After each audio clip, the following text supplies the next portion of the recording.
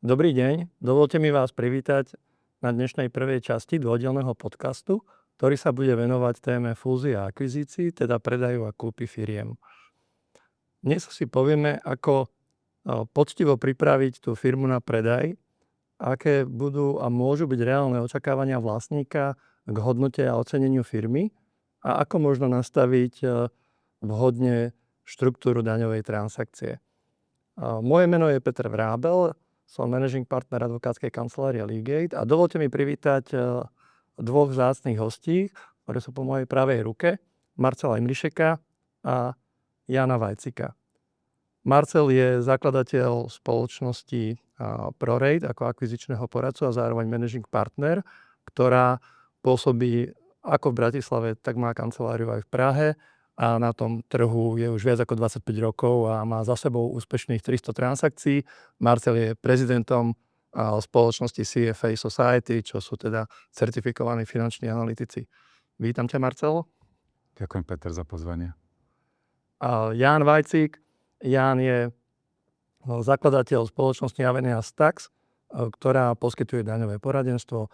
Ján začínal v Redland Partner, pokračoval viac ako 10 rokov v KPMG a je zároveň aktívnym členom viacerých komisí na Slovenskej komore daňových poradcov, kde sa venuje aj legislatíve. Vítaj, Ján. Dobrý deň, Peter, ďakujem za pozvanie a teším sa na dnešnú diskusiu. Poďme sa na to pozrieť teda hlbšie a dovolte mi prvé otázky.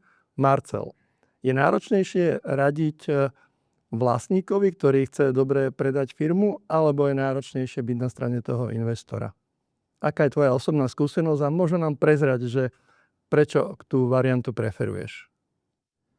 Tak za mňa osobne, keď začnem od konca, tak mám rád zmenu. A po projektoch s majiteľmi pri predaji firiem veľmi rád prejdem aj na druhú stranu a pozriem sa na to optikou investora, pretože myslím si, že aj treba byť na obidvoch stranách, lebo potom, keď sa predáva firma, tak vieme sa na to pozrieť ako investor s majiteľom na druhej strane. Ak sme na strane investora, tak rozumieme tomu majiteľovi.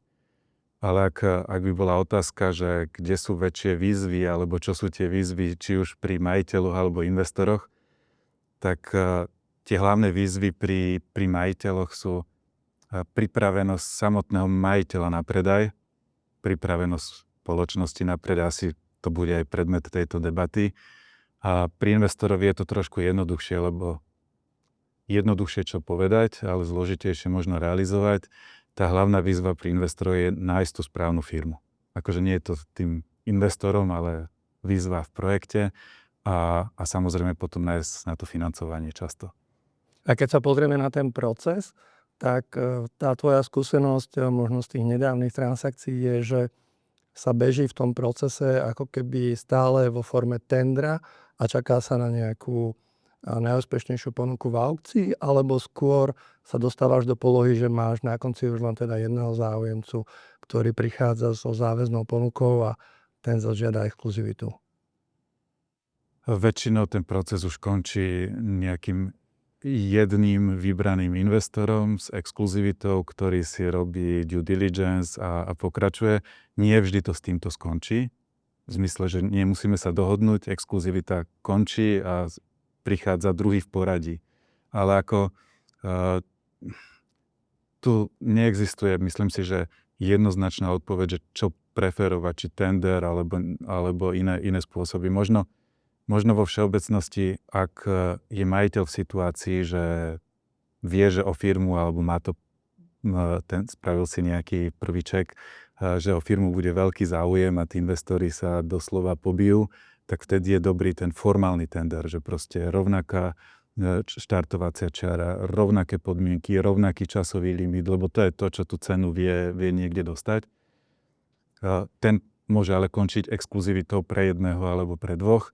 Ak je to prípad, že tých investorov treba hľadať, treba trochu motivovať, tú firmu im trochu nastaviť každému inakšie, tak vtedy je lepšie tú aukciu organizovať nie tak formálne, ale skôr individuálne rozhovory s individuálnym nejakým časovým limitom a trochu prispôsobovať, ale držať si vždy viac variantov.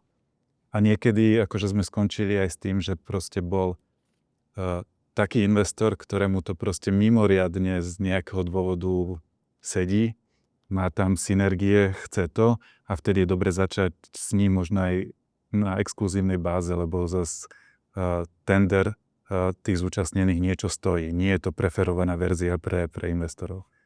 Ale v Talone treba mať vždy viac možností, aby sa dalo vyjednávať.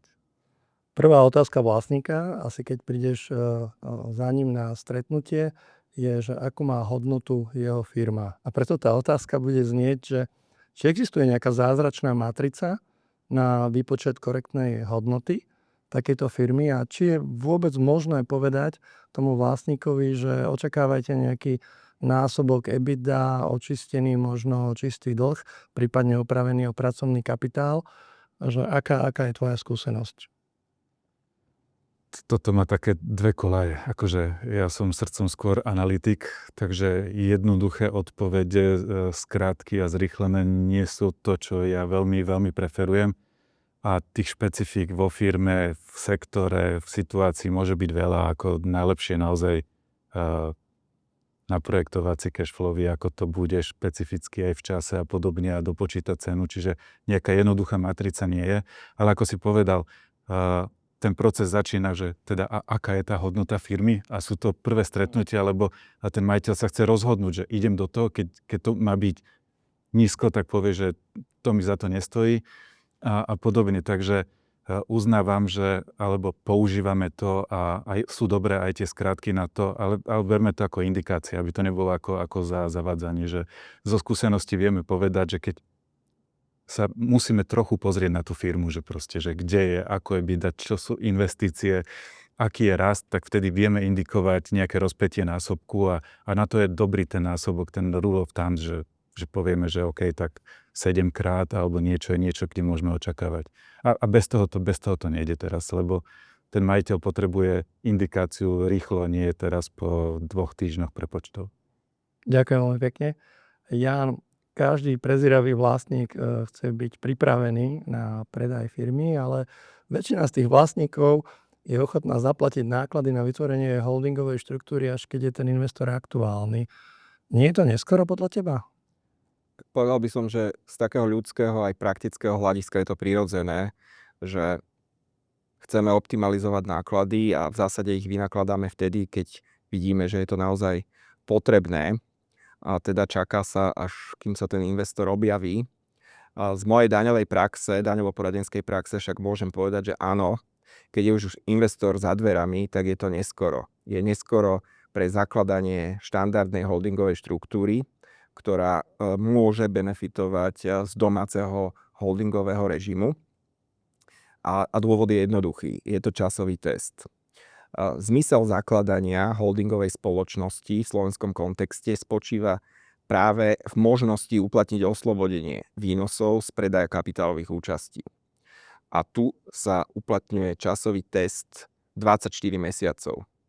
Holdingová spoločnosť, pokiaľ predáva kapitálovú účasť, tak môže benefitovať z oslobodenia výnosov od dane z príjmov právnickej osoby, ak vlastnila túto kapitálovú účasť počas 24 bezprostredne po sebe následujúcich mesiacov.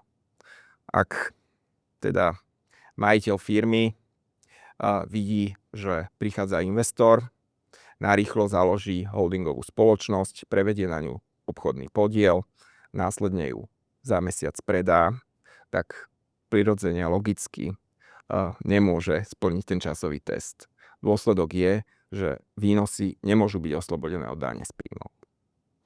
Strategické odporúčanie teda pre majiteľov firiem, ktorí plánujú exit v horizonte 3 až 5 rokov, je začať zaoberať sa vytvorením holdingovej štruktúry už teraz. Spomenul si teda holdingovú štruktúru ako vhodnú formu. Ona obsahuje takú podmienku, že personálna a technická infraštruktúra, a to je taká čarovná mágia, že nikto nevie odhaliť, čo je za tými slovami. A nenašli sme ani metodické usmernenie finančného riaditeľstva. Je možno nejaká judikatúra Súdneho dvora Európskej únie. Vedel by si nám zhrnúť nejaké kľúčové podmienky, možno atribúty, aby sme vedeli obhájiť daňový status tohto holdingu? Je to veľmi dobrá otázka, ktorá pramení z neistoty ako má taký holding vyzerať. Usmernenie ako také neexistuje, avšak finančné riaditeľstvo zverejnilo informáciu v roku 2022, kde potvrdilo nejaké tie základné atribúty, ktoré vyplývajú aj zo zákona. A povedal by som, že ide o také 3 základné piliere. Prvá je výkon podstatných funkcií spojených so správou tej kapitálovej účasti. Druhý pilier podmienok zahŕňa znášanie rizík spojených s tou kapitálovou účasťou. A tretí pilier je personálne a materiálne vybavenie. Vykonávanie funkcií to zahŕňa predovšetkým výkon akcionárskych práv alebo práv spoločníka, to znamená účasť na valných zhromaždeniach, hlasovanie, požadovanie informácií, menovanie zástupcov do štatutárnych a dozorných orgánov tej dcérskej spoločnosti. Ale znamená to napríklad aj to, že tá holdingová spoločnosť, respektíve jej zamestnanci alebo zástupcovia by sa mali zúčastňovať procesov spojených s nakladaním s tou kapitálovou účasťou. Napríklad pri rokovaní s investormi, ak rieši sa predaj tej kapitálovej účasti. Pokiaľ ide o znášanie rizík, tak tá holdingová spoločnosť by mala mať dostatočné kapitálové vybavenie na to, aby bola odolná voči rizikám spojeným s poklesom tej finančnej investície. Ak má tá holdingová spoločnosť malé vlastné imanie, tak pravdepodobne ťažko bude obhajovať, že dokáže tieto rizika efektívne znášať. Posledný ten pilier tých podmienok je personálne a materiálne vybavenie. Personálne vybavenie neznamená, že tá holdingová spoločnosť musí mať armádu zamestnancov. V zásade môžeme argumentovať, že aj ten štatutárny orgán, ten konateľ alebo člen predstavenstva tej holdingovej spoločnosti môže byť aktívne zapojený do správy tých finančných investícií. Samozrejme, predpokladá sa, že má aj nejaké primerané ohodnotenie za výkon tejto činnosti. Odporúčame klientom, aby aj v zmluvách o výkone funkcie boli ustanovenia, ktoré túto náplň práce upravujú a aby bolo zdokumentované aj, že dostávajú za túto činnosť primeranú odmenu. Pokiaľ ide o materiálne vybavenie, taktiež nie je nevyhnutné, aby holdingová spoločnosť vlastnila veľkú kancelárskú budovu. Môže mať prenajaté priestory alebo dokonca príležitostne prenajaté priestory, zasadačky na účely rokovaní s investormi, na účely organizácie rokovaní, valných zhromaždení a podobne. Pokiaľ ide o nejaké základné vybavenie, tak malo by zodpovedať v podstate tej činnosti, ktorá spočíva v aktívnej správe tej kapitálovej účasti.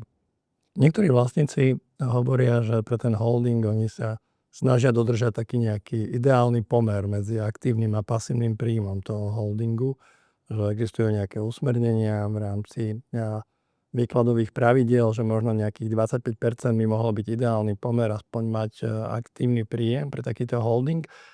Existuje podľa teba toto pravidlo aj na Slovensku, alebo bude, ak by sa nepodarilo ho dodržať, stačiť preukázať daňovému úradu, že ten holding znáša náklady na riadenie dcérskych spoločností? Otázka, či existuje nejaký povinný alebo optimálny pomer medzi aktívnymi a pasívnymi príjmami holdingovej spoločnosti, je relatívne jednoduchá. Zákon takýto povinný alebo optimálny pomer neupravuje. Nie je podstatné, aký typ príjmov generuje tá holdingová spoločnosť.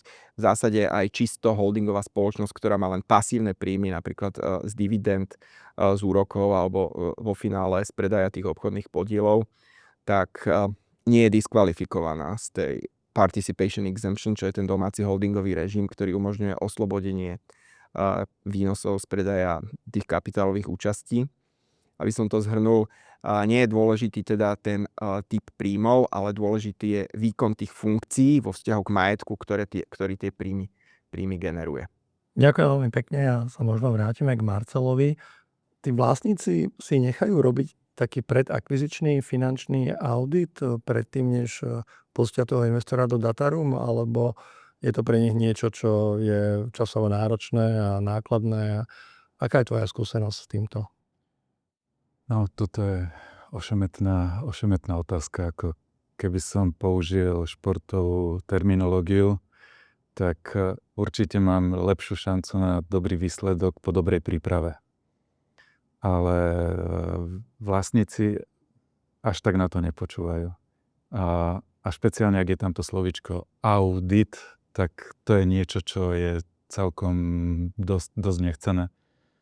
Na druhej strane, ako bez tej prípravy, ako kolega povedal, ako dvojročný časový test. Ako treba rozmýšľať trochu dopredu. Aj to rozhodnutie o predaji dozrieva v tom vlastníkovi. A keď sa pozrieme na tú firmu, tak pre mňa ako finančáka, tak často jednoduchými krokmi, aktivitami vieme spraviť tú firmu podstatne atraktívnejšiu pre investora, čo môže mať dopad na hodnotu. A takisto, keď sa pozrieme na to očami investora, ktorý prichádza do firmy, kde z pohľadu právneho, daňového, ale aj prevádzkového je poupratované. To nemusí byť zmena v biznise, ale sú dotiahnuté všetky zmluvy, ktoré majú, všetky podania sú spravené, je pripravená dokumentácia právna, aby boli ošetrené rizika, lebo ten investor sa díva na tie rizika, tak tá hodnota v očiach investora je určite vyššia, už len preto, že on nemusí investovať potom do toho upratovania. Takže určite tú prípravu by som nepodceňoval a odporúčam. A aj pre samotné vyjednávanie potom ocenia, ako je dobre si prichystať plán, lebo investor sa na to pýta, podložiť ho dátami a byť na to nachystaný. Ján, aké sú najväčšie problémy pri daňovej previerke vo fáze predakvizičného auditu? Podarí sa vám ako daňovým poradcom naozaj všetko vyčistiť, alebo ten investor pri tej svojej previerke svojim tímom vás vždy prekvapí nejakým nálezom, ktorý ste nečakali? Veľmi dobrá otázka. Predakvizičný audit alebo daňový audit v našej praxi voláme aj tax due diligence alebo limitovaná daňová previerka. Ide v podstate o hĺbkový pohľad na daňovú históriu spoločnosti. Čo je cieľom? Cieľom je identifikovať riziká, ktoré ak by neboli identifikované, tak by mohli kupujúceho v budúcnosti prekvapiť. Ten proces due diligence začína vyžiadaním a zhromaždením relatívne rozsiahleho zoznamu podkladov. Sú to samozrejme daňové priznania, účtovné závierky, hlavné knihy, účtovné denníky, aj konkrétne doklady, faktúry. Niekedy si samozrejme vyžiadame aj zmluvy, ktoré následne preverujeme, aby sme vyhodnotili, že či bolo správne aplikované daňové posúdenie. Pokiaľ ide o tie nálezy, tak závisí to naozaj od sektorov. V realitnom sektore je veľkou témou DPH pri prenajme alebo pri predaji nehnuteľností, ale aj otázka posúdenia oprav a technického zhodnotenia. Technické zhodnotenie sa môže odpisovať, opravy sa účtujú priamo do nákladov, ale musia byť splnené určité podmienky. Pri developerských projektoch sa pozeráme na problematiku úrokov z úverov, ktoré môžu slúžiť na financovanie investičných a prevádzkových potrieb, ale vidíme napríklad aj také situácie, že tá developerská spoločnosť si zoberie úver a použije ho na refinancovanie, vyplatí zisk spoločníkom alebo nejaké ostatné zložky vlastného imania a ten úver sa nepoužije na investície. V takomto prípade môžu byť tie úroky spochybnené, respektíve ich daňová uznateľnosť. Potom v sektore obchodu alebo výroby, kde dochádza k transakciám s tovarom, je dôležitá dokumentácia v prípade cezhraničných dodaní tovaru do iného členského štátu. Často sa stretávame s tým, že spoločnosť nemá dokumentáciu k intrakomunitárnemu dodaniu do iného členského štátu. Daňový úrad následne spochybní oslobodenie od DPH. V sektore služieb, ale naprieč všetkými sektormi sa stretávame s faktúrami za služby, kde býva problematické preukázať, či tie služby boli skutočne poskytnuté, respektíve či boli poskytnuté v rozsahu, v akom sú fakturované. Ide o služby marketingové, poradenské, sprostredkovateľské služby. No a univerzálnou témou je samozrejme transferové oceňovanie, či ceny v transakciách so závislými osobami boli nastavené v súlade s princípom nezávislého vzťahu. Či tax due diligence odhalí všetky nedostatky? Určite nie. To je ako pri obhliadke komerčnej nehnuteľnosti. Statik odhalí tie praskliny v základoch, ale neodhalí všetky skryté vady v potrubí napríklad. A preto je dôležité, aby investor kupujúci mal poriadne pripravený share purchase agreement a mal tam ochranné klauzuly a záruky od predávajúceho, ktorého podržia v prípade, ak by sa nejaké riziko materializovalo. Toto sú všetko procesy, ktoré vykonáva investor pred akvizíciou spoločnosti, avšak z pohľadu predávajúceho, ktorý sa pripravuje na predaj, môže byť dôležité poznanie týchto procesov due diligence. Môže si objednať tzv. Vendor due diligence, kde sa identifikujú tie problematické oblasti a spolu, teda s predávajúcim, pracujeme ako daňoví poradcovia na sanovaní prípadných problémov, na vypracovaní dokumentácie k prípadným problematickým oblastiam, aby bol pripravený na predaj budúcemu investorovi. Ďakujem veľmi pekne vám obidvom za to, že ste nám odhalili tajomstvo prípravy a ako má vyzerať poctivá príprava pred predajom firmy. Takisto aj za ten pohľad na to, že aké môže byť reálne ocenenie tej hodnoty firmy a čaro holdingovej štruktúry. A ja sa budem tešiť teda na druhý diel nášho podcastu, kde sa pozrieme už na tú realizačnú fázu a možno prezradíme poslucháčom alebo divákom, že čo to znamená pokojný spánok pre vlastníka po tom, čo predá firmu. Ďakujem veľmi pekne za to, že ste si našli čas a teším sa na budúce stretnutie. Ešte raz ďakujem za pozvanie. Ďakujem za pozvanie.